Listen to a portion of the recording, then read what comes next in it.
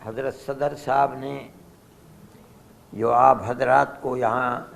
تکلیف دینے کا مقصد تھا اس کے سلسلے میں روشنی ڈالی ہے۔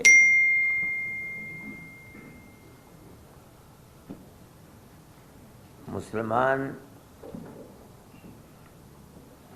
ملک کی آزادی کے بعد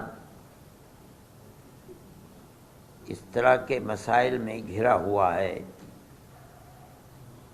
بابری مسجد کا مسئلہ تھا، لیکن اسی زمانے میں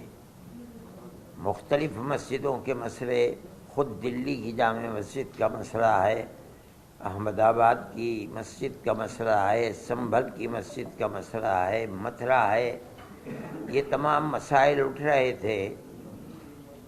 لیکن اس وقت جس تیزی کے ساتھ یہ مسائل اٹھے ہیں ان سے یہ محسوس ہوتا ہے کہ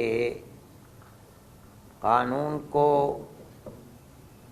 سامنے رکھ کر فیصلہ کرنے کی ذمہ داری جن کورٹوں کے اوپر ہے وہاں ایسی لچک اور ڈھیل پیدا ہوئی ہے کہ جو لوگ عبادت گاہوں پر قبضہ کرنے کا پروگرام چاہتے تھے ان کو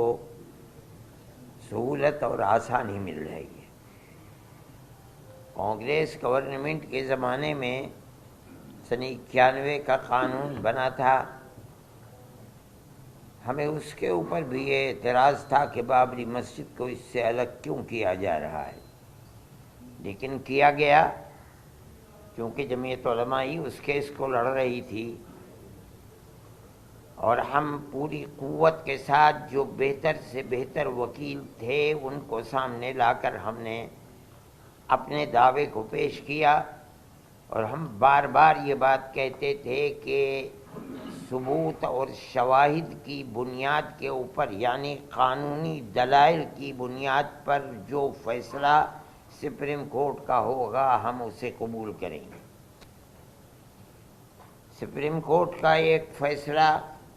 کہ مسجد اپنی جگہ ہے، کسی مندر کو توڑ کر نہیں بنائی گئی، یعنی جہاں بابری مسجد ہے وہ رام جنم بھومی نہیں ہے، یہ فیصلہ کورٹ نے دے دیا سپریم کورٹ میں۔ یہ دلیل تھی، سروے ہوا تھا، سروے سے ثابت ہوا کہ یہاں کوئی دوسری عمارت نہیں تھی۔ لیکن ایک دوسرا فیصلہ کہ ہم یہ مسجد اکھاڑے کو دیتے ہیں، اس کی کوئی دلیل، کوئی ثبوت، کوئی شواہد نہیں ہے۔ سپریم کورٹ کے اس فیصلے نے، آپ خود دنیا کو دیکھیں، ملک کو دیکھیں، اس فیصلے نے کہ ہم عقیدت کی بنیاد پر اس مسجد کو توڑوا کر کے ہم اکھاڑے کو دیتے ہیں، اس نے جو راستہ دکھلایا ہے اس راستے دکھلانے کے بعد پھوٹ پڑے ہیں مسائل کہ اس مسجد کو بھی لو، اس مسجد کو بھی لو، اس مسجد کو بھی لو، اس کے اوپر بھی۔ اس کا مطلب ہے کہ قانون کے راستے کے اوپر چلنا جو کورٹ کا امتیاز تھا، صرف بابری مسجد کے فیصلے نے ایک راستہ دکھلایا کہ نہیں، ان تمام قوانین اور قواعد کی لائبریریوں کو، ان کی کتابوں کو آگ لگاؤ، کوئی چیز نہیں ہے۔ فیصلے مذہب کے اندر جو بھی ہوں گے وہ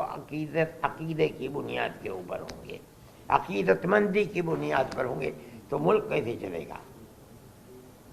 یہ تو ایک تصور یہ دیا جا رہا ہے کہ جہاں بھی اکثریت اس ملک کے اندر اپنی عقیدت کی بنیاد کے اوپر کسی مسئلے کو لائے گی، وہاں حقیقت اور ثبوت شواہد کو نہیں دیکھا جائے گا، بلکہ وہاں یہ دیکھا جائے گا کہ اکثریت کی عقیدت مندی کیا چاہتی ہے، جو چاہتی ہے اس کو پیش کر دیا جائے گا، تو ملک کیسے چلے گا؟ یہ ایک بات ہے سوچنے کی۔ ہم صرف اتنی ہی بات کہنا چاہتے ہیں کہ اگر روش یہی چلے گی تو چاہے وہ کسی بھی اقلیت کا فرد ہو، چاہے وہ سکھ ہو، چاہے وہ جین ہو، چاہے وہ مسلمان ہو چاہے وہ عیسائی ہو، کسی مسئلے کے اندر اس کو فیصلہ نہیں ملے گا اگر مقابلے کے اندر تناؤ ہے اور اس کے اندر عقیدت اکثریت کی اس کے اندر دخل رکھتی ہے، تو اس کے اندر اس کے مقابلے کے اندر قانون بیکار اور بے اثر ہو جائے گا۔ یہ بات میں ہی نہیں کہہ رہا ہوں، سمجھدار اور بڑے بڑے وکلاء یہ بات کہہ رہے ہیں کہ اس فیصلے نے بابری مسجد کے جو راستہ کھولا ہے کہ عقیدت کی بنیاد جب کبھی مقابلہ ہوگا تو قانون اس کے مقابلے کے اندر ہیج ہو جائے گا، تو پھر لا آپ پڑھاتے کس لیے ہیں؟